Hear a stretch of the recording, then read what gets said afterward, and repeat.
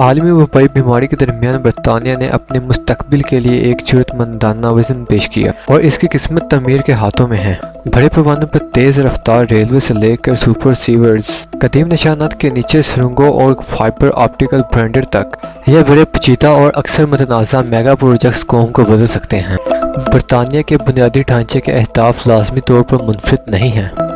اسی طرح دنیا بھر کے ممالک اپنی رہائشوں کو بہتر طریقے سے جوڑنے اور اپنے کاربن کے نشانات کو کم کرنے کی کوشش کر رہے ہیں، لیکن برطانیہ یہ کہنے والی پہلی بڑی معیشت ہے۔ وبائی امراض سے دوچار معیشت کے ساتھ برطانیہ کی حکومت شرط لگا رہی ہے کہ اسٹریٹجک انفراسٹرکچر سرمایہ کاری روزگار کے مواقع پیدا کرنے اور مواد پر اخراجات کو فروغ دینے میں مدد دے سکتی ہے۔ در حقیقت برطانیہ 1970 کی دہائی کے آخر سے عوامی فنڈرز کی اعلیٰ ترین سطح پر سرمایہ کاری کر رہا ہے۔ انفراسٹرکچر فنڈنگ پورے ملک میں پھیلائی جائے گی۔ شاید سب سے بڑا کام HS2 ہے۔ 530 کلومیٹر ہائی سپیڈ ریلوے فی الحال یورپ کا سب سے بڑا انفراسٹرکچر پروجیکٹ ہے اور یہ برطانیہ کے ٹرانسپورٹ سسٹم میں ایک انتہائی اہم تختہ ہے جب یہ بالآخر مڈلینڈز کو جنوب سے جوڑتا ہے۔ HS2 کا مقصد لندن سے آنے اور جانے والی 18 ٹرینیں 360 کلومیٹر فی گھنٹہ کی رفتار سے چلانے کا ہے۔ اس کا مطلب کچھ 300 پل، 70 ویڈکٹس اور 6 نئی ٹرین والے اسٹیشنز کی تعمیر ہے۔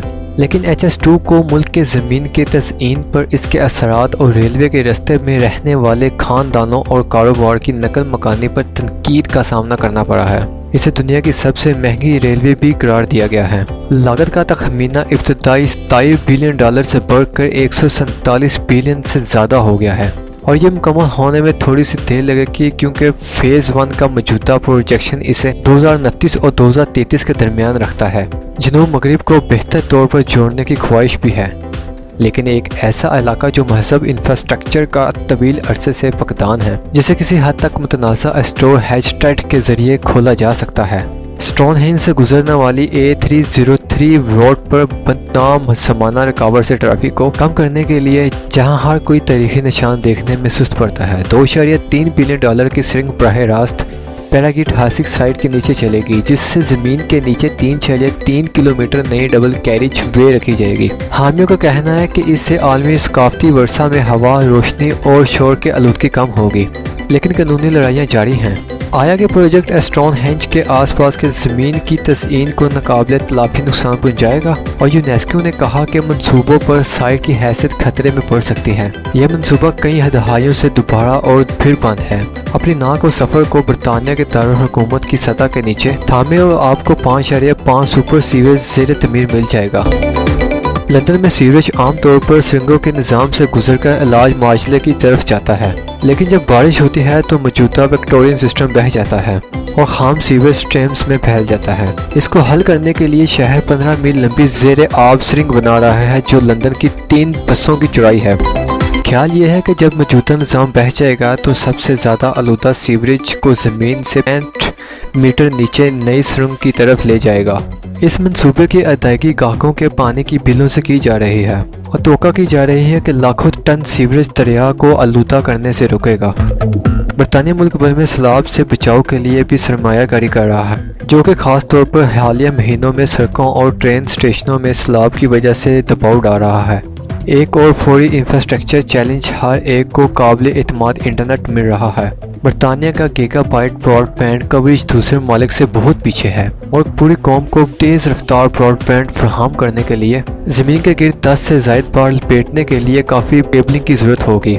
حکومت 2025 تک برطانیہ کا 85% گیگا بائٹ قابل کوریج حاصل کرنے کا ہدف رکھتی ہے۔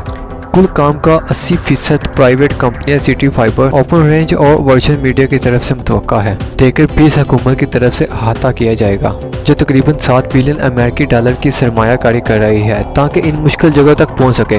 براڈ بینڈ سے ہٹ کر حکومت تعمیراتی صنعت میں ہی ڈیجیٹل انقلاب لانے پر زور دے رہی ہے، اور جب ٹیک اپنانے کی بات آتی ہے تو انفراسٹرکچر سیکٹر سے بہت پیچھے رہ جاتا ہے۔ اس کی وجہ یہ ہے کہ یہ بڑے پیچیدہ منصوبوں سے متعلق ہے جن کو مکمل ہونے میں کئی دہائیاں لگتی ہیں۔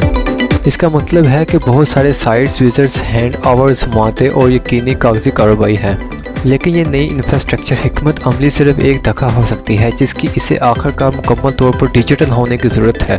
ڈیٹا کے متعدد ذرائع جو کسی کی ہارڈ ویئر ڈرائیو یا نیٹ ورک میں ہو سکتے ہیں، یہ اب مستقل طور پر تبدیل ہو رہا ہے کیونکہ ڈیجیٹل ٹیمیں تعاون کو تبدیل کر رہی ہیں۔ وبائی بیماری نے ہمارے کام کرنے کے طریقے کو ختم کر دیا ہے، لیکن ایک طرح سے انفراسٹرکچر سیکٹر کو مزید مؤثر، لچکدار اور پائیدار بنانے میں بھی تیزی آئی ہے۔ کم لوگوں کے ساتھ سائٹوں پر کام کرنے کے ساتھ بلیو بیمز ریویو جیسے ڈیجیٹل تعاون کے ٹولز نے بڑے انفراسٹرکچر منصوبوں پر تعمیر کو جاری رکھا اور اکثر زیادہ مؤثر و کاغذ کے بغیر۔ بنیادی ڈھانچوں کی تعمیر مشکل ہے، اس میں اربوں ڈالر اور کئی دہائیوں کی منصوبہ بندی، تعمیر اور دیکھ بھال کی ضرورت ہوتی ہے، لیکن اگر یہ صحیح طریقے سے کیا جاتا ہے تو اس میں لاکھوں لوگوں کی زندگی بہتر بنانے کی صلاحیت ہے۔ میرے خیال میں اس حکمت عملی کے اثرات ایک ایسی قوم پر پڑیں گے جو کہ زیادہ شفاف، بڑے منصوبوں کی فراہمی میں تیز اور حالیالی ہوگی، اور جیسا کہ برطانیہ اپنے آپ کو باقی یورپ سے علیحدہ کرنے کی کوشش کر رہا ہے، یہ منصوبہ موقع کی تکمیل ہو سکتا ہے جو خود کو زیادہ پائیدار ڈیجیٹل انڈسٹری کے طور پر بحال کرے۔ اگر آپ کو یہ ویڈیو پسند آئی ہے اور اس طرح کی ویڈیو آپ دیکھنا چاہتے ہیں تو یقینی بنائیں کہ آپ نے وکی ون کو سبسکرائب کر لیا ہے۔